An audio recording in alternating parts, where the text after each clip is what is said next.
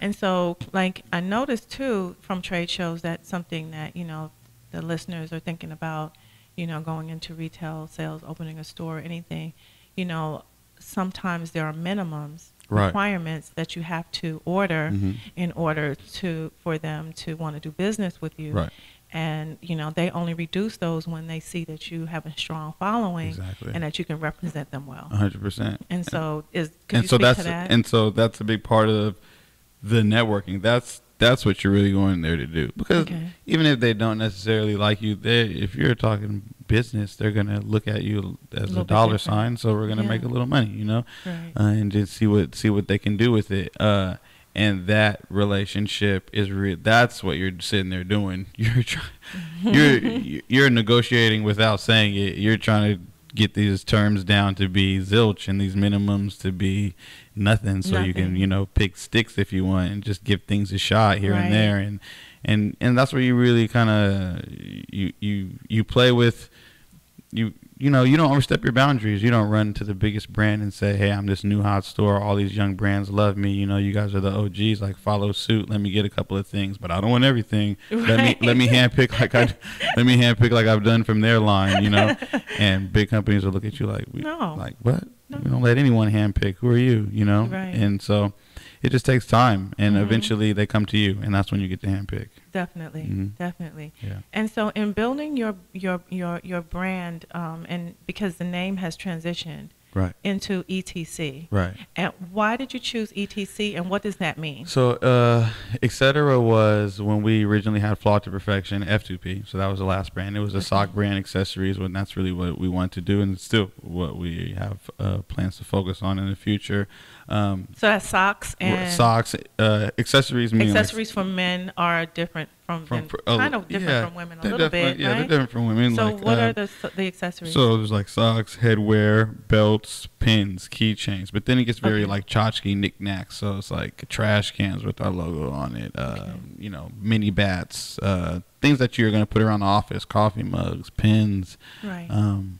So it gets very like tchotchke-ish. Yes, definitely. On the other end, and then at the other spectrum, things that you wear would be like your belt.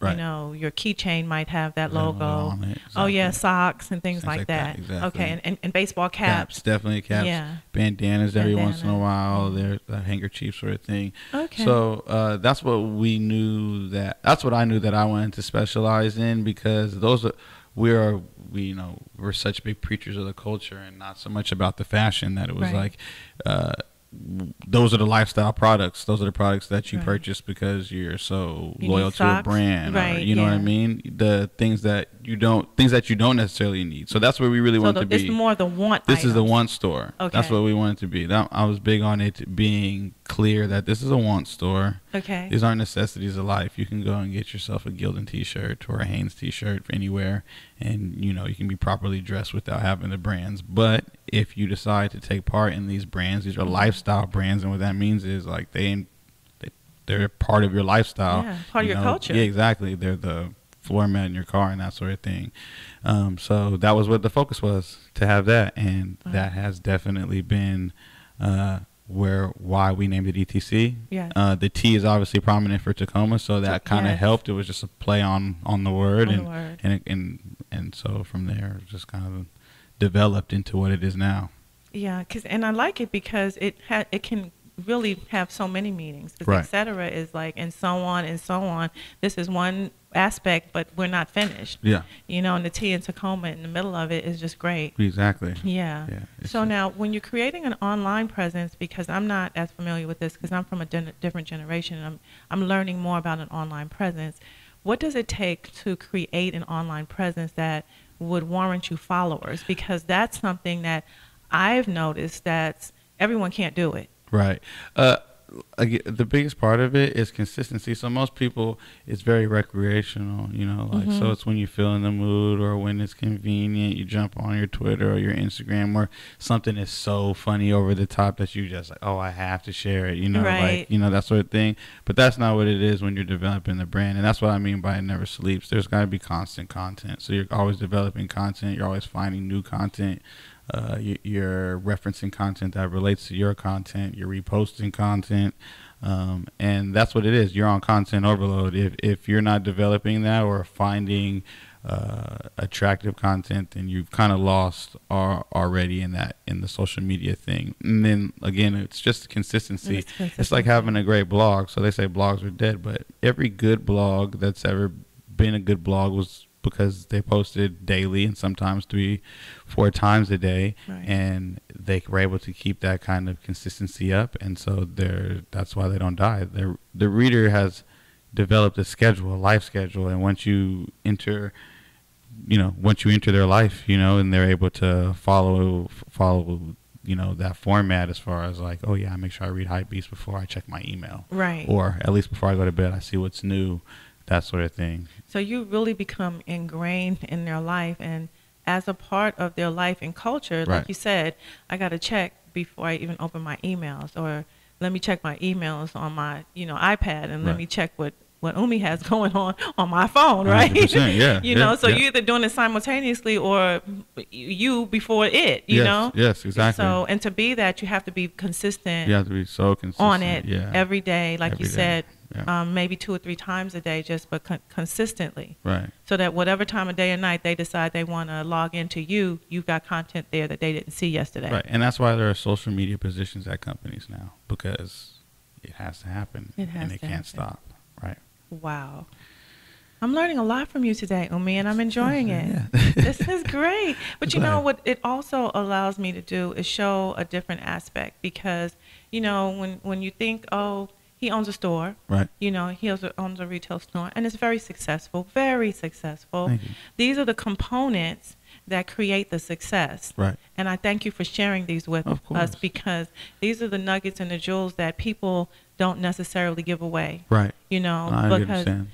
So I appreciate it. And I tell you this too, because of that, the stakeholders that create positions for people, this is the format they follow. Right. So if you want to be a part of something great, you have to put down the same kind of stakes the stakeholders do, or they won't support you. Right. So I love that. Yes. And you were able to get people to buy into your brand and help support the start of and launch of your business in another state. Right. That's awesome, because California, that is the world, right? That's in our minds, it's the whole world, because we got everything here we need in our minds. So you don't have to leave the borders. Exactly. So to be able to be entrusted with, taking your product, their product to another land, right? And them having the full expectancy for success is just a tribute to who you are. Well, I appreciate that as well. Thank you. So you did your job when you were here. Right. In creating the types of relationships that instill trust in people. Right. And so I hope the people who are listening are really getting what I'm saying. In order to build a brand that's successful, you got to put your work in. You got to put in the time, the dedication, and, the footwork, legwork, 24 hours a day, 100%. just staying on your grind.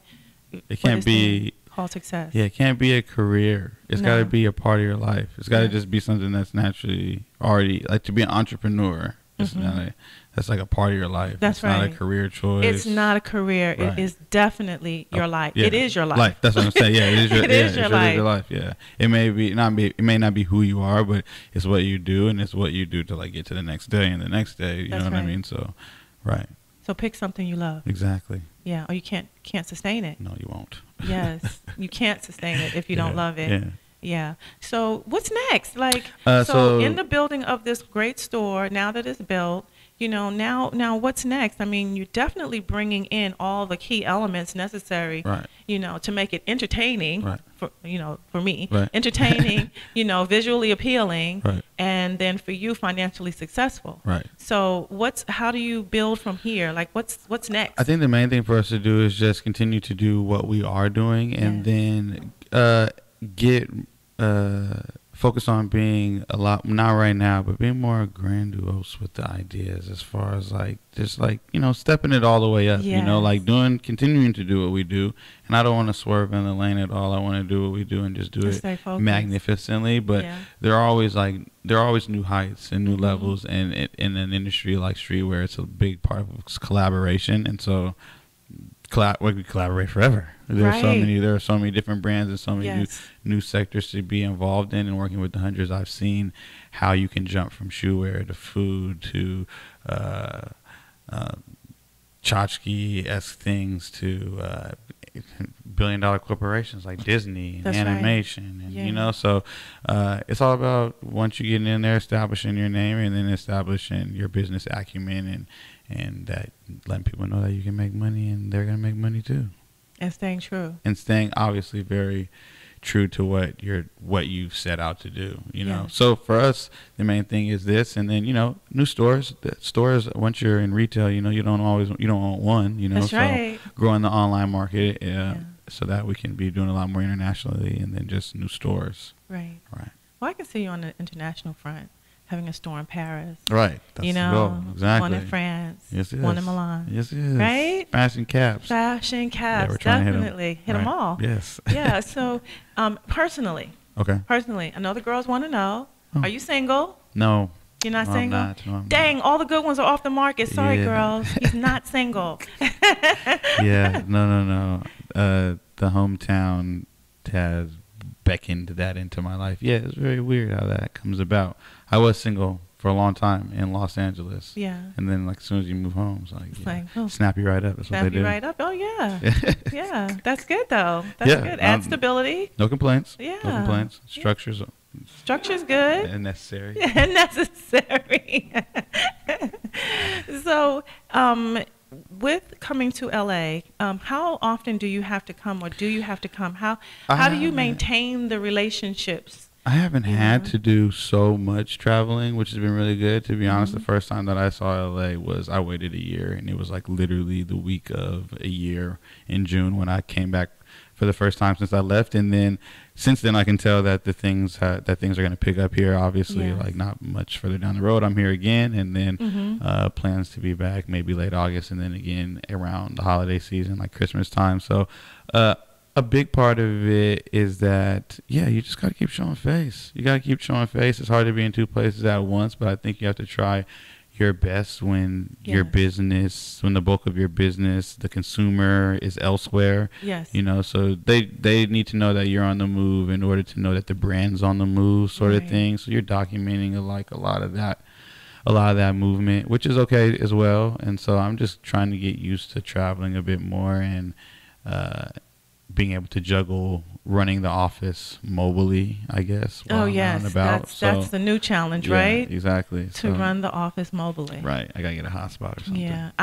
I'm trying, and, you know, that is definitely the challenge. Right. I have to run my office mobily because one of the reasons is this show. And then, you know, the more I'm getting ingrained in other things, I have to, you know? Yes. So it becomes a challenge. Like, it's like, oh, my God, what do I do when I have to answer my phone, you know, or what do I have to do when I have to, you know, move in some direction that does require me to get online and get an email that has a attachment that's on my computer, that's not on my phone. Right. So you do have to figure it out. Yes. You know, but, you know, it's a part of trying to get to that next level. Right. I love you. Thank you so much for coming on. This has been a great show. It's Umi Wagoner with ETC Tacoma, great streetwear retail store. Thank you so much for coming on. I appreciate it. Thank you. God bless you.